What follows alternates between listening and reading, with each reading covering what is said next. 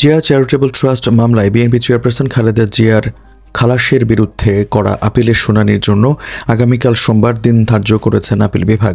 আজ রবিবার দুদকের আবেদনের প্রেক্ষিতে বিচারপতি মোহাম্মদ আশফাকুল ইসলামের নেতৃত্বে 3 বিচারপতির আপিল বেঞ্চ এই আদেশ দেন। গত 23 ফেব্রুয়ারি জিয়া চ্যারিটেবল ট্রাস্ট দুর্নীতি মামলায় বিএনপি চেয়ারপারসন খালেদা জিয়াকে 7 বছরের দণ্ড থেকে খালাসের রায়ের বিরুদ্ধে আপিল বিভাগে আবেদন করে রাষ্ট্রপক্ষ ও দুর্নীতি দমন কমিশন। পরে শুনানির জন্য আজ 2রা মার্চ দিন ধার্য করে আদালত।